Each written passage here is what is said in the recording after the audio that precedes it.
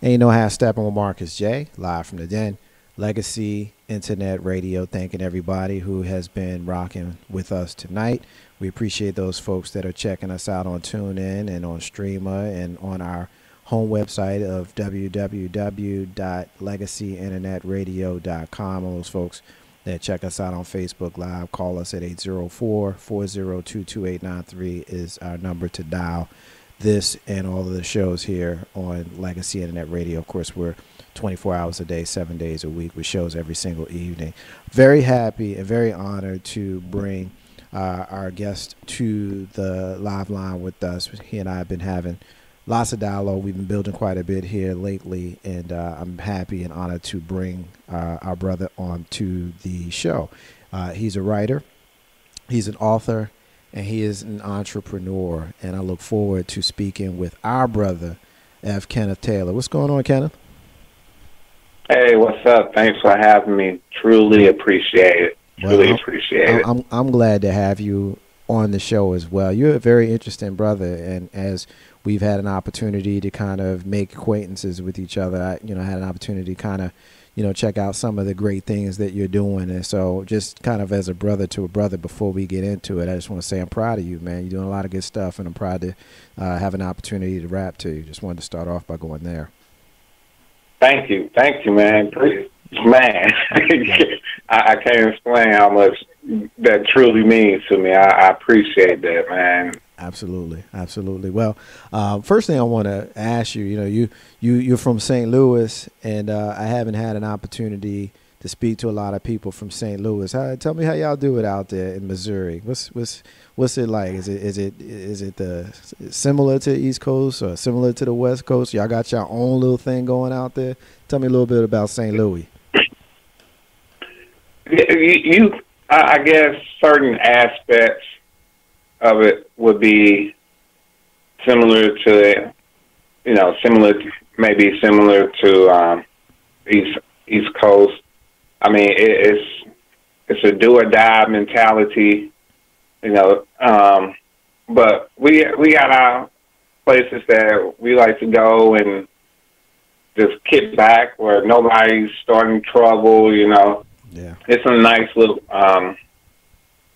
weekend getaways, maybe an hour or two away from the city. No, I can. Drive. You like in the Ozarks. Or you a Cardinals fan? You a Cardinals fan? Baseball? I'm sorry. What was that? Are you a Cardinals fan? Baseball fan at all? You check out the Cardinals at all? I'm more of a football. I'm more of a football fan. Yeah. Like, I can't sit at home and watch a baseball game because it's too slow and drawn out. But now, if someone say, "Hey, let's go to a Cardinals game this weekend," I say, "Okay." I have to be there. Yeah. To really get into the game. Right. No, I can. Whereas football, I can sit at home with football. Well, crazy. I had to ask you. Long-time listeners of Ain't No Half Step on Marcus J knows I'm a huge baseball fan and Yankees fan and just a sports fan in general. So I did feel bad about seeing your Rams leave you guys. You gonna be okay, man? You gonna be all right? I don't know, man. I mean, one thing that people don't realize about St. Louis, St. Louis is a huge sports town, and we're very dedicated and very loyal to our sports teams. Even the Rams, despite the horrible seasons and records that they had, this city, St. Louis, truthfully, we got a lot of love for the Rams, or we had a lot of love for the Rams.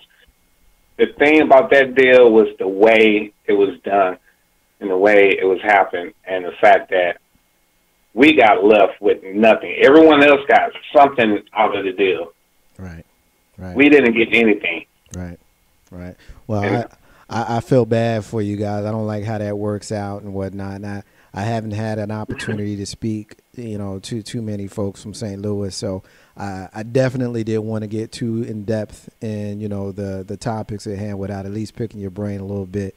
As a sports fan, when I have an opportunity to speak to folks around the country, I always like to get the sports climate in their towns and their hoods. So I appreciate the insight, man, and hopefully somebody will move to St. Louis. From my understanding, it's a great town, and the way you guys support the baseball Cardinals, I'm sure your town could hold on to a football team next time they come back. Ain't no half step on Marcus J, live from the Den, Legacy Internet Radio. Kenneth, now when I introduced you as a writer, an author, and an entrepreneur, and you've been pursuing writing for how long, brother? I started taking it seriously in 2001. Really? Prior to that, I was probably just like the average young brother. I used to rhyme, and I did spoken word, open mics around, but it wasn't until 2001 that I really began to take writing seriously. What did you who did you write for once you started taking it serious? Like, what did you do? Well, I wrote my first manuscript in 2001, but it wasn't anything that I planned on doing. It truly happened by accident. And people don't believe me when I tell the story, but I was working at an inbound call center. So I'm 8 hours a day. I'm just sitting there waiting to hear a beep and waiting for someone to call. I had nothing to do. Can't have radio or nothing like that. So I grabbed a notepad and just started writing, and it turned out to be a conversation. The more I wrote, the more ideas came to. Right. By the time I got off work that day, I might have had 2 pages. So wow. So I go home, type those up, and again, the more I write, the more ideas come to me. In a couple of days, I have a chapter, and it went from there. And by the time I finished it and realized that I had wrote an entire book, I kind of told myself, okay, well, maybe this is something I should really look into. Right. And in school, I've always, high school, I was always in advanced English classes. I don't know why, because at the time I could have cared less, but they just kept on advancing me. But now I see that as something that's been in me. It just took a while for me to see it and realize it. And for you to flesh it out. Now, after a few years, writing for a couple of magazines, you ended up founding and creating your own. Tell us about it, what it's called, and what it is. Okay, it's called Something. A lot of people get them. I had trouble with that, but so you can say it like something. You can say it like something. Say it like that. Something and something. Right. There you go. Kind of slang for something. Right. So Something Unique magazine, and I started this around August 2014, and for a number of reasons. Part of it was because just prior to that, I had written for a couple of online magazines, and one of the magazines, I won't mention the name of, but I kind of had a lot of differences with the editor, as most writers and editors do, but this is a little beyond that. And so said, I'm going to make my own, start my own magazine. And that's exactly what I did. And I knew a lot of writers and so forth and whatnot. And as I started putting more into it, and I started meeting more writers, and it was, I almost hate to say it, but at one point or another, there sort of became a revolving door of writers coming and going. But it turned out to be a good thing, because in that process, I was actually helping a lot of writers who hadn't you know, had opportunities to really get their workout or get hurt or move to the next level in their own writing careers. Because by the time I did that, I was already self-published, and I had started doing interviews. And speaking of being self-published, that leads me to my next question. You mentioned the self-publishing. I'm glad you said that, because that leads me to my next question. So it's kind of twofold. How many self-published books do you have, and what was it like when you first decided that you was going to do that yourself? Right now, I have 5. Yeah, probably 6 if I start counting second editions and so forth. But there's 5 right now. Okay. And I didn't. There's another thing I want to emphasize too. Like I said a little while ago, I first started taking writing seriously in 2001. I did not self-publish my first book until 2012. So that's an 11-year gap, and it happened that way for a number of reasons. At the time, I just didn't know how to publish. There was a fear. Well, what if I do this wrong? And so many things. And then eventually just reached the point where, look, you got to do this. And it was my good friend, more like a brother, and my co-host of Books, Jazz, Coffee, and Smoke, KG Bethlehem, who told me, hey, look, self-publish. And from that point on, I pretty much never looked back. But when I held my very first book in my hands for the first time, there's no feeling like it. I can imagine. Ain't no how to step on Marcus J. Live from the Den, Legacy Internet Radio. We're talking to our brother F. Kenneth Taylor. He's a writer, author, entrepreneur, and we're talking to him about Something Unique magazine. Tell us about the vision. Where you want to take it? Something Unique magazine. Where you want to take it?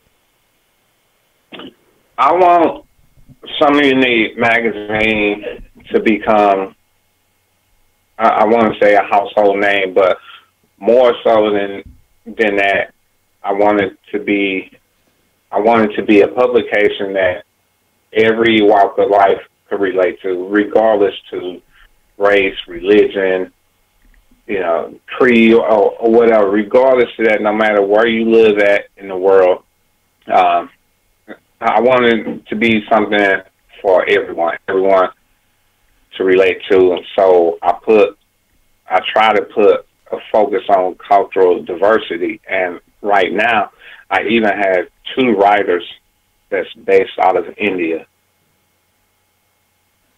So it's been a struggle. I've had my share of ups and downs with it, but we're starting to generate more business this year. A lot of things are just progressing forward.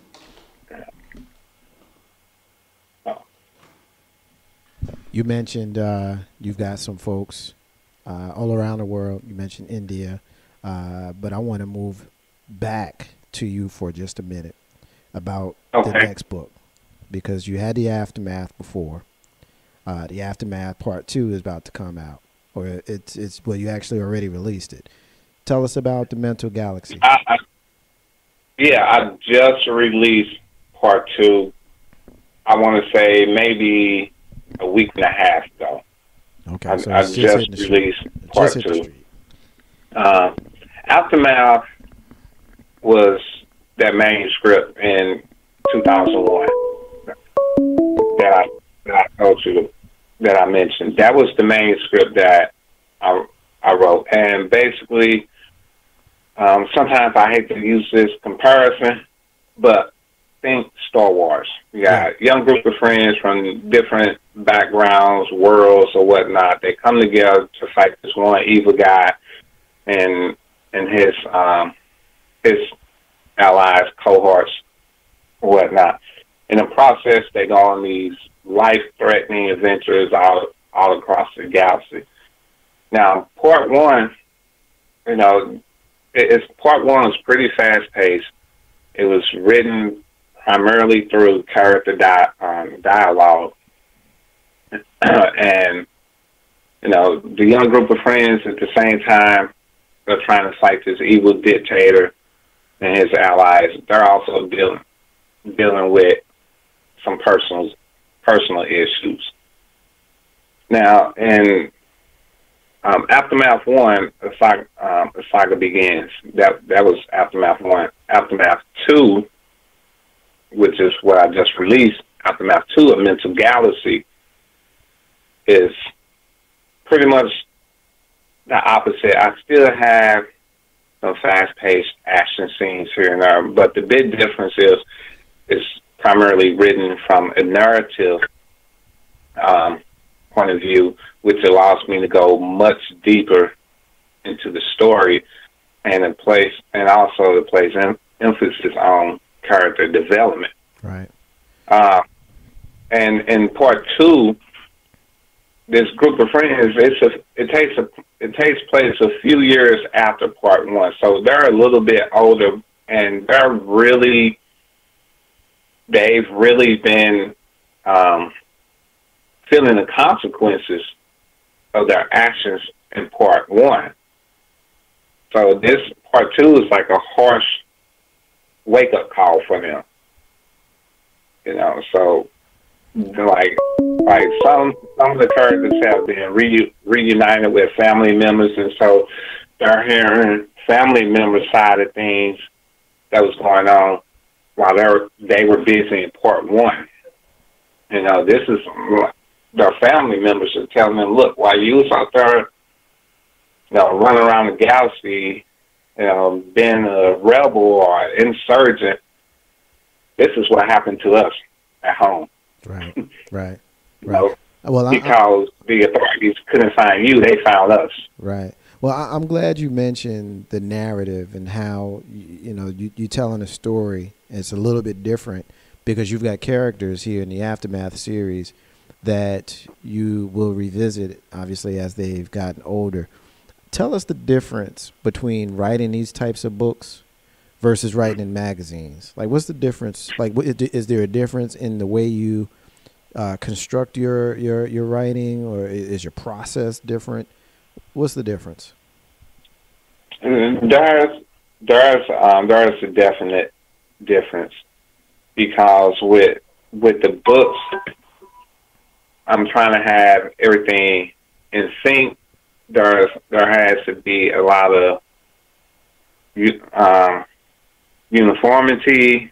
Everything has to be pretty structured. You know, and everything has to connect. You know, but a magazine, you know, the hardest part for me doing this magazine was to learn to let go of having everything be so structured, so you know, formatted. You know, obviously magazines have a certain look and feel to them, and I want some unique magazine to have that same look and feel, but also have our own uniqueness. But with the magazines, like, each page could be different. I could put different color shapes or here and there blended with pictures and photographs and overlap it with the words. You know, in a book, you can't do that. When you write in a book, you can't do that. And magazines, page 10 doesn't have to relate in any way, shape, fashion, or form to page 1 or page 9. You know, every page could be something new, something different. And it's still kind of hard for me to let go of that and be like, okay, look, just try something. Just throw this over there, Right. put the text on top of it, you know. Right. No, I can understand. I mean, when you're an artist, there's a process to these things, and clearly you're an artist with grand creativity, because to have characters that you can develop, and you can develop them over a series, that's a skill that many of us envy, and to have them be successful is definitely an accomplishment. Again, I'm proud of you. I'm proud of you, brother, for being able to accomplish that. Before we move to the end of the conversation, I want to talk to you about the radio show that you're doing on Blog Talk Radio, Books, Jazz, Coffee, and Smoke.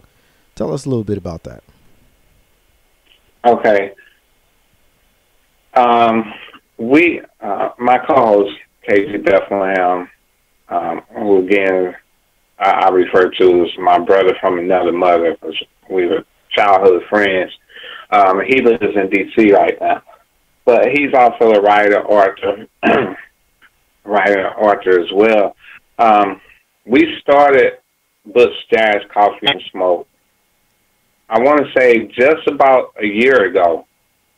It was around July, August of last year, 2016. And basically, I was at the time I was looking for an extension to Something Unique magazine, because I felt like things were pretty stagnant with the magazine. So I was looking for a new edge, to sort of possibly bring some more attention and focus onto the magazine. So that's how that came about. The title, Books, Jazz, Coffee, and Smoke, pretty much relates to us. Pretty much describes us. We're both authors. We both like jazz. Me, I'm a huge music lover. I could listen to anything other than opera or hard metal or rock. I just can't do it. But coffee, huge coffee drinkers, and we both smoke. And just for some of the guys out there, when I say smoke, I don't mean nothing illegal.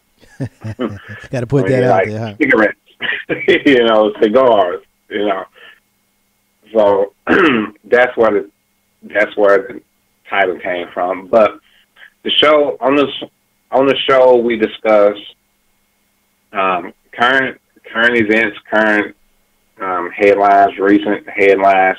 We also interview writers, artists, musicians, artists, filmmakers, entrepreneurs, small business owners, the whole nine. And we run 6 months at a time. We just wrapped up what we're calling our second season. We just wrapped that up, I want to say, the end of last month, the end of May.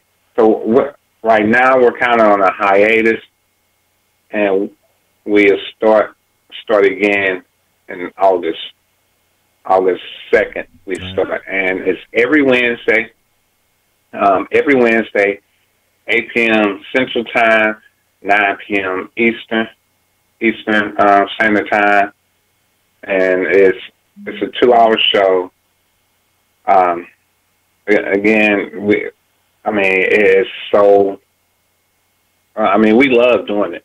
We just love doing that show.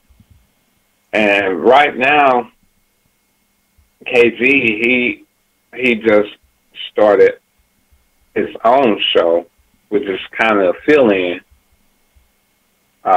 until we come back with Books, Jazz, Coffee, and Smoke, and it's called KG's Thoughts for the Moment. And he's also had different guests on from time to time, and he pretty much just addressing some of the things going on, in the world today, and invite anyone to call in and share their thoughts as well. So it's pretty much an open forum discussion type deal he has going on. I can dig it. And again, I'm sorry. Go ahead. yeah. Also on Wednesdays, 9 p.m. Eastern time. I'm so glad. I'm so happy with the direction this Jazz Coffee and Smoke going. I wish I could just do it 5 days a week, but it gets a little hard. I can dig it. Ain't no half stepping with Marcus J. Live from the Den, Legacy Internet Radio. In closing, any final words, anything you want the listeners to be left with before we close out, my brother? Yeah. First, check out Legacy Internet Radio with the man himself, Marcus J. I appreciate that, brother. But no problem. Please, by all means, look for Some Unique Magazine. We're on Facebook. We're on WordPress. We're on Twitter. We're on Blog Talk Radio, Google Plus. And the same goes for me. You can also find my books on Amazon, Barnes & Noble, Lulu.com, and it's some off-brand site also that I haven't heard of. As far as myself, you can also find me Facebook, Twitter, Google+, LinkedIn. If you search my name, Google my name, F. Kenneth Taylor, you will find me somewhere on social media. Nah, I can dig it. I can dig it. Ain't no half stepping with Marcus J. Go ahead. All right, I'm sorry. I almost forgot. The 5th of every month, there's a new issue of Some Unique Magazine that comes out. So we got one coming up. Probably in just about a week or so, maybe a little more than a week. So July 5th, the new issue of Some Unique Magazine will be out. Check for it online. You can definitely find it on our Facebook page, Facebook, LinkedIn, everywhere we are. That's where you can find it. Ain't no half stepping with Marcus J. Live from the Den. Legacy Internet Radio. Thank you to our brother F. Kenneth Taylor for coming on the show, talking to us about Some Unique Magazine and talking to us about the Aftermath series, as well as the show on Blog Talk Radio, Books, Jazz, Coffee, and Smoke. It's been my honor to have an opportunity to rap to you, brother. I appreciate you, and I appreciate you giving us some time here tonight. I want you to hold the line for me. We're going to take a break. We come back, we're going to have more of the show. You're listening to the flagship show of Legacy Internet Radio. It's called Ain't No Half Stepping with Marcus J. That's me, you are you, we are the crew. Be back in a few.